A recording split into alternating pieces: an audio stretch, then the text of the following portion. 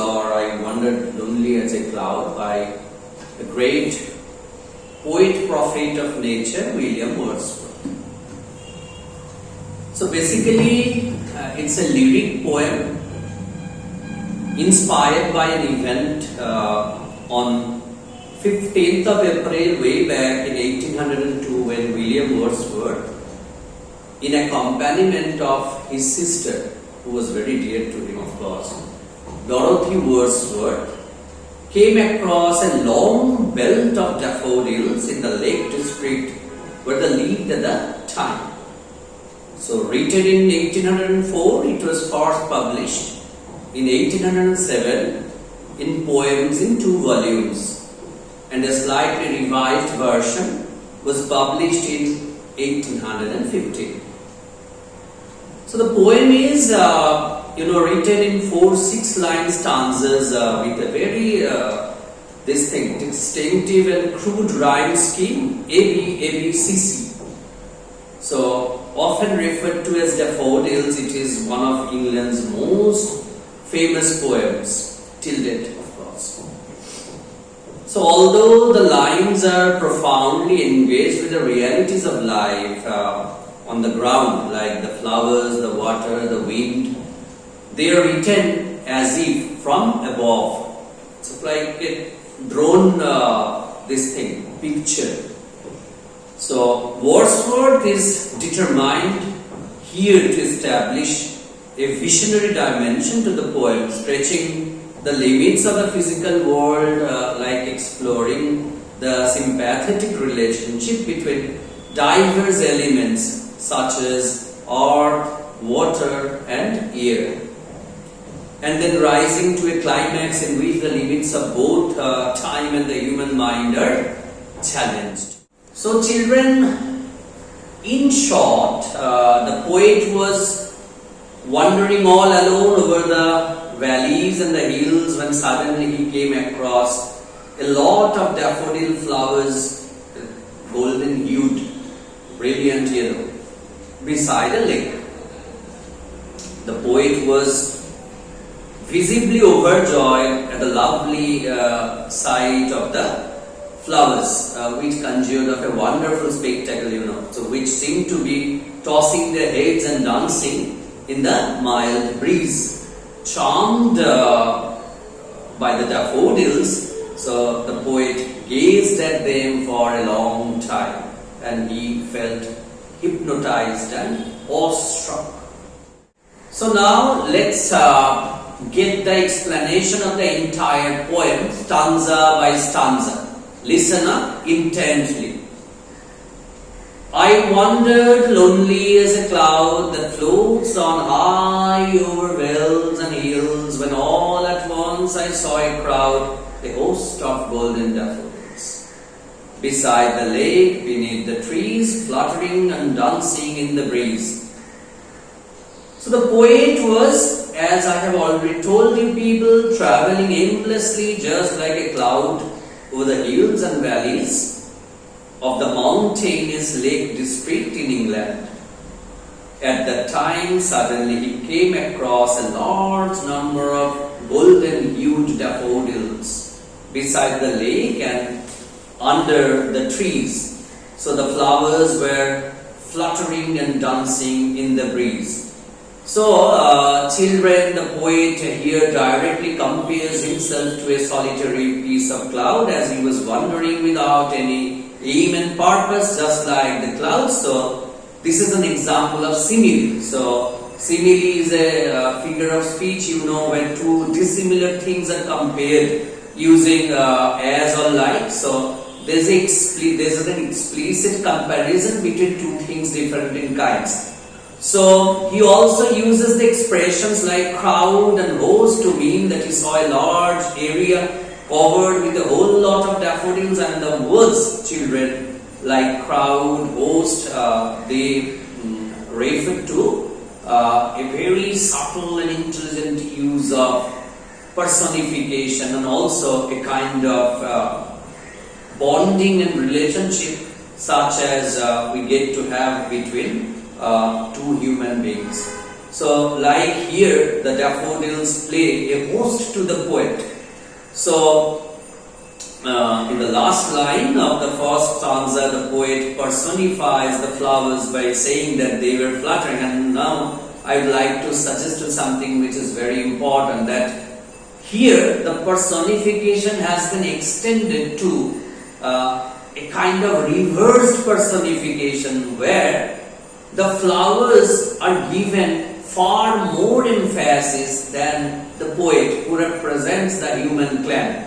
And the daffodils that represent the flowers, they are given more emphasis, they are accentuated, and that's why it's called reverse personification. So, as I was saying, the poet personifies the flowers by saying that they were fluttering like birds and butterflies and dancing like human beings. So, there's also an indication that it was a breezy day. So we get an overall idea of the entire landscape, which includes the valleys and hills, the lake, the trees, and the bay there, and the flowers beneath them, and the breezy atmosphere all together. Now, students, let us explain stanza 2 of the poem. Continuous as the stars that shine and twinkle on the Milky Way, they traced in never-ending line along the margin of a bay. 10,000 saw I at a glance, tossing their heads in sprightly dance. So here is another simile, which is very forceful and brilliant, of course. The flowers are compared to the stars, so they're traced in a continuous line, just like the stars in a galaxy. Like the Milky Way, you all know. So moreover, the daffodils were shining, shimmering as they were golden in color and texture, and twinkling as they were fluttering in the breeze as the stars. So this comparison with the stars may have a greater implication in indicating that the flowers are heavenly as the stars are. The flowers were visible as far as the poet could see along the shoreline of a bay. So that is why the poet uses the phrase never-ending line, so which is literally endless. So here continuous and never-ending may also suggest that the flowers left an everlasting impact on him. So William Wordsworth exaggerates or kind of hyperboles the number of flowers by saying 10,000 saw I at a glance. So this is a figure of speech which is called hyperbole or exaggeration, where we kind of inflate things. So that indicates that the poet has never seen so many daffodils at once. So he is just overjoyed, enraptured. So this type of exaggeration is called, as I have reiterated, hyperbole.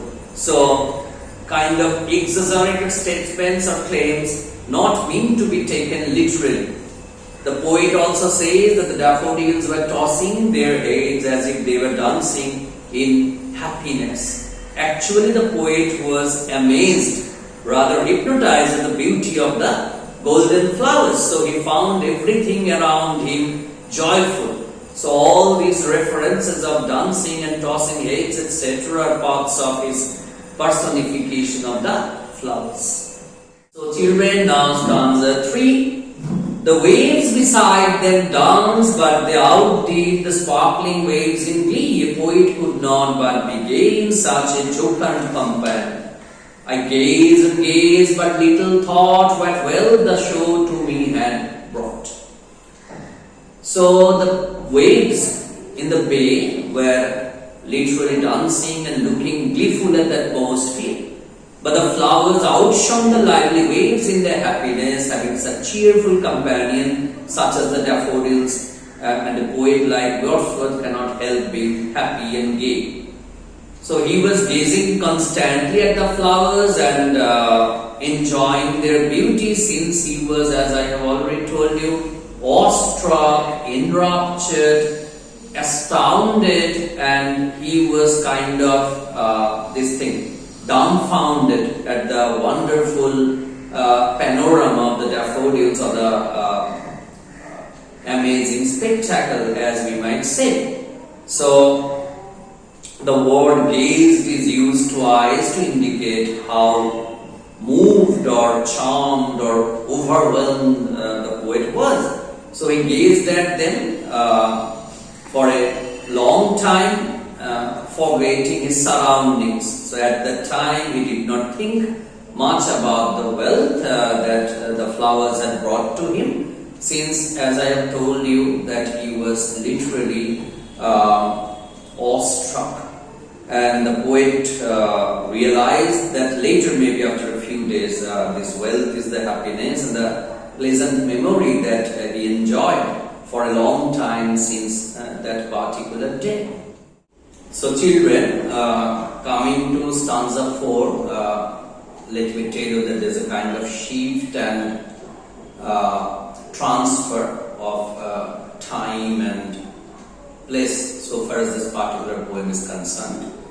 So, as we have already been informed that the poet was seemingly enthralled, petrified, bewitched and transfixed, then he just got back to his own place and got himself busy in the normal regular activities, and then he shares something special with us, his personal experience, as he tells, "For oft when on my couch I lie, in vacant or in pensive mood, they flash upon that inward eye, which is the bliss of solitude. And then my heart with pleasure fills and dances with the daffodils." So now we are feeling very much mesmerized and hypnotized. The magical lines.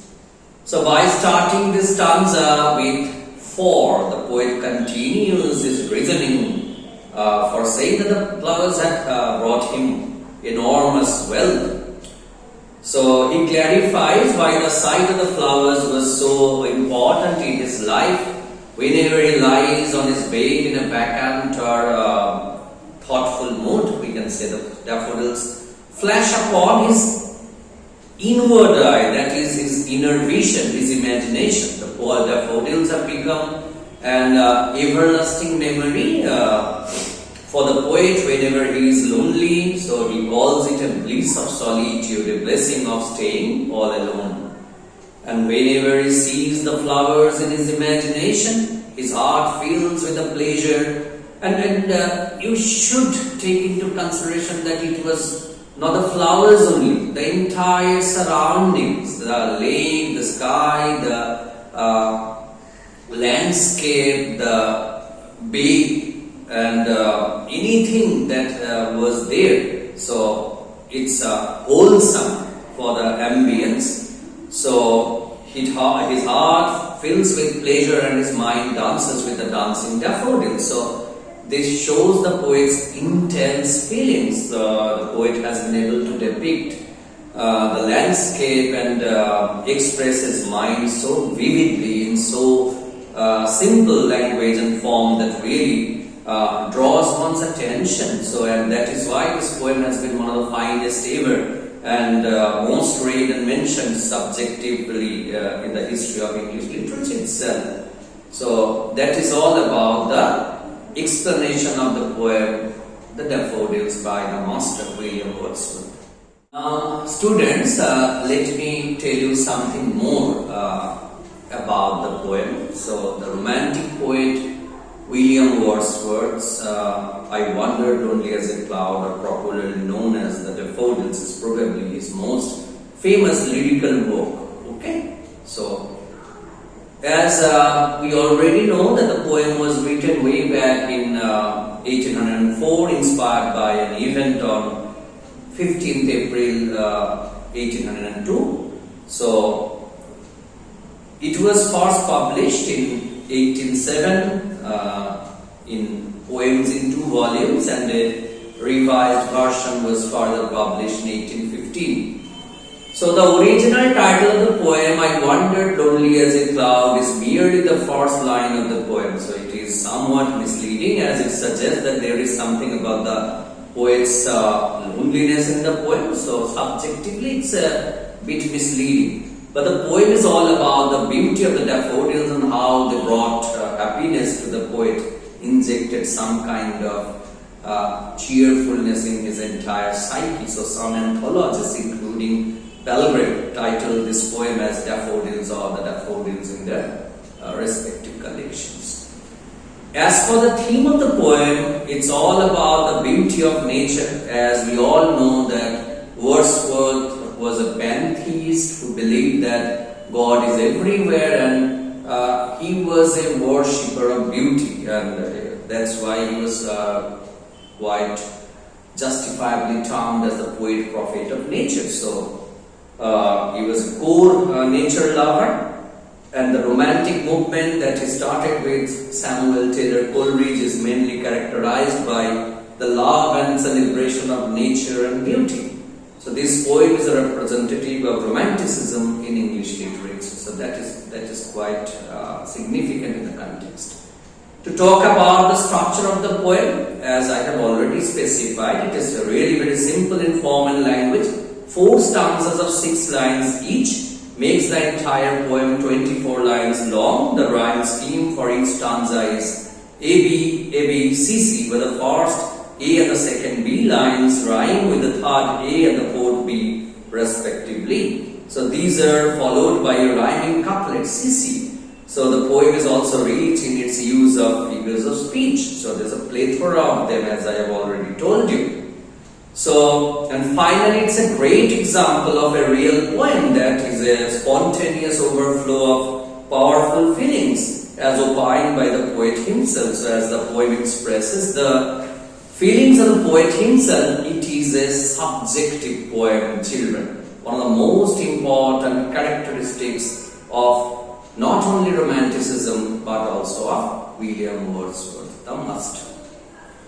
So guys, if you find this video useful, please like, share and subscribe. Thank you very much.